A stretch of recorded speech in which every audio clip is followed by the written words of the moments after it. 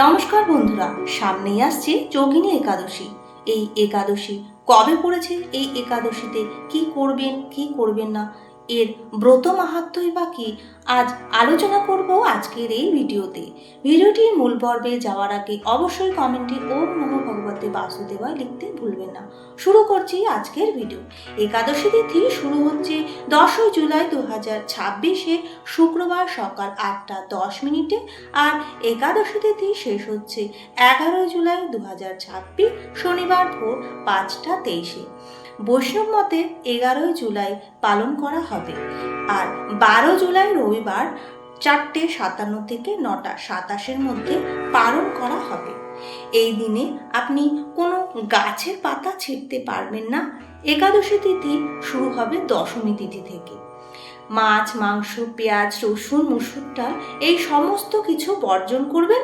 একাদশীর দিন সকালবেলা গাছ থেকে পেড়ে আনা দাঁতন দিয়ে আপনারা অবশ্যই দাঁতন করবেন। এর পরিবর্তে আপনি লেবু পাতা, জাম পাতা, আম পাতা দিয়ে ভালো করে চিবিয়ে মুখটা পরিষ্কার করে আঙুল দিয়ে গলা শুদ্ধ করবেন। যেদিন একাদশী সেদিন আর কোনো গাছের পাতা ছিঁড়বেনও না এবং দান্ত পরিষ্কারও করবেন না। আপনি বিশুদ্ধ জল দিয়ে মুখ বারবার কুলি করে পরিষ্কার করতে পারবেন। এরপর আপনি পবিত্র জলে স্নান করে আপনার বাড়ির মন্দিরে গীতা পাঠ করতে পারবেন। আপনি কোনো পুরোহিতের কাছ থেকেও গীতা পাঠ শ্রবণ করতে পারেন। এরপর আপনি ভগবানের সামনে এই সংকল্প করবেন যে, হে ভগবান, আজ যেন আমি কাউকে মিথ্যা কথা না বলি, আমি যেন কাউকে তিক্ত ভাষায় আঘাত না করি, আমি গরু, ব্রাহ্মণ এদের যেন সেবা করে সন্তুষ্ট করতে পারি। আপনি সেদিন রাত জেগে ভগবানের কীর্তন করবেন।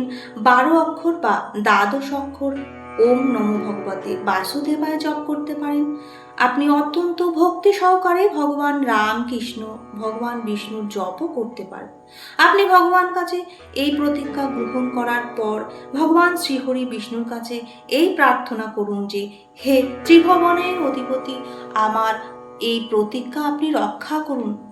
আমার সর্বস্ব কিছু আপনার হাতে, তাই আমাকে এমন শক্তি প্রদান করুন যে আমি যেন এই প্রতিজ্ঞা পূর্ণ করতে পারি। প্রভু, আমি যদি অজ্ঞাতবশত কোনো সমালোচনার সঙ্গে কথা বলে ফেলি, আপনি রক্ষা করবেন প্রভু। তবে সেদিন কোনোভাবেই যদি আপনার ভুল হয়ে থাকে, তাহলে ভগবান সূর্য নারায়ণের দর্শন করুন। ধূপ দীপ দিয়ে ভগবান শ্রীহরির পুজো করুন এবং তার কাছে ক্ষমা প্রার্থনা করুন।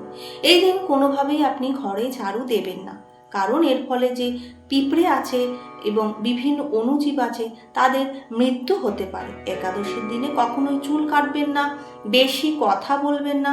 বেশি কথা বলার কারণে আপনার মুখ থেকে অপ্রয়োজনীয় কথা বেরিয়ে আসতেই পারে। একাদশীর দিনে সামর্থ্য অনুযায়ী খাদ্য দান করুন, কিন্তু অন্যের দেওয়া কখনো খাবেনও না। কাউকে এই দিন মিথ্যা কথা বলবেন না, প্রতারণামূলক কাজ করবেন না। এই সমস্ত থেকে আপনাকে দূরে থাকতে হবে। দশমীর সাথে যে মিশ্রিত একাদশী তাকে বৃদ্ধ ব্রত বলে মনে করা হয়। যারা শিব উপাসক আছে তারা তো এই একাদশী অবশ্যই করবেন, আর বৈষ্ণবরা দ্বাদশীর সাথে যে মিশ্রিত একাদশী আছে সেইভাবে আপনারা উপবাস করবেন। ত্রয়োদশী আসার আগে এই একাদশী পালন করে নেবেন।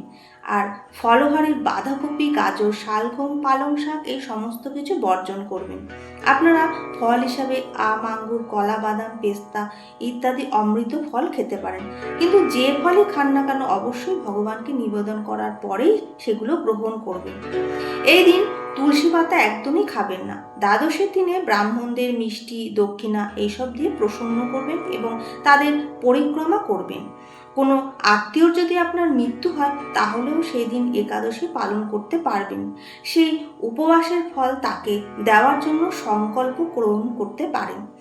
এখন বলবো যোগিনী একাদশীর ব্রত মাহাত্ম্য কথা। যোগিনী একাদশীর দুটি কাহিনী রয়েছে। একটি হলো পাণ্ডবদের জ্যেষ্ঠ পুত্র এবং অন্যটি হলো ধনকুবের দেবতার যে মালিক সেই হেমমালী নিয়ে ঘটনা।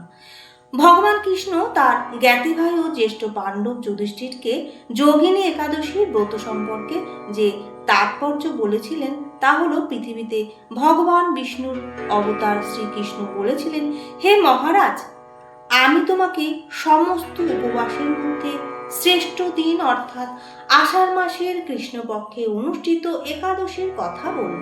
এটি যোগিনী একাদশী নামে পরিচিত। এটি সকল প্রকার অনৈতিক প্রতিক্রিয়া দূর করেও পরম মোক্ষ লাভ করবে আপনাকে।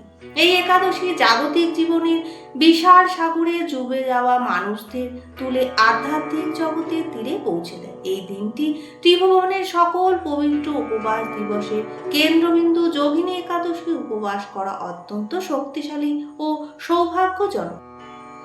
কুবের রাজা ছিলেন ভীষণ শিব ভক্ত। তিনি প্রতিদিন ভগবানকে ফুল নিবেদন করতেন। হেমমালী নামে এক মালী ছিল, তার বাগানে কাজ করত। সে প্রতিদিন তার মানস সরোবর থেকে কুবেরের জন্য ফুল নিয়ে আসতো, কিন্তু ফুল পেলেও সে তার সুন্দরী স্ত্রীর প্রতি এতটাই মগ্ন হয়েছিল যে সেদিন আর ফুল পাঠাতে ভুলেই গিয়েছিল। রাজা হেমের এই অবহেলার আসল কারণ জানতে সে তার ভৃত্যকে পাঠালেন তার বাড়ি। যখন কুবের এই কথা জানতে পারলেন, তিনি অত্যন্ত ক্রুদ্ধ হয়ে গেলেন এবং হেমকে কুষ্ঠরোগের অভিশাপ দিলেন ও তার স্ত্রীর সঙ্গে তার বিচ্ছেদ ঘটানোতে বাধ্য করলেন। হেম প্রাসাদ ত্যাগ করলেই অসুস্থতার কারণে প্রচণ্ড কষ্ট পাচ্ছিল। হেম বহু বছর জঙ্গলে ঘুরতে ঘুরতে তারপর তিনি ঋষি মার্কেন্ডেয়র সন্ধান পান। তার কাহিনী শুনে মার্কেন্ডেয় তাকে যোগিনী একাদশী ব্রত পালনের পরামর্শ দিলেন। হেমমালী অত্যন্ত নিষ্ঠার সাথে উপবাসও পালন করলেন এবং ভগবান বিষ্ণুর কাছে প্রার্থনা করলেন। ভগবান তার প্রার্থনা গ্রহণ করা হেম তার সমস্ত পাপ থেকে মুক্তি দিলেন। তিনি আর কোনো কষ্টে জর্জরিত থাকলেন না এবং তার প্রিয়তমা স্ত্রীর সঙ্গে পুনরায় মিলিত হলেন। এইভাবে যোগিনী একাদশীতে যে সকল ভক্ত এই ব্রত পালন করবেন এবং বিশুদ্ধ চিন্তা অনুভূতি সহকারে ভগবান বিষ্ণুর কাছে প্রার্থনা করবেন, তার সকল সমস্যা ও স্বাস্থ্য সংক্রান্ত যে রোগ, সেই রোগ থেকে তিনি মুক্তি লাভ করবেন। আজকের ভিডিওটি এই পর্যন্ত। ভালো লাগলে অবশ্যই কমেন্টের মাধ্যমে জানাবেন। আপনারা সবাই ভালো থাকুন, সুস্থ থাকুন। আবার আসবো নতুন ভিডিওর সাথে। নমস্কার।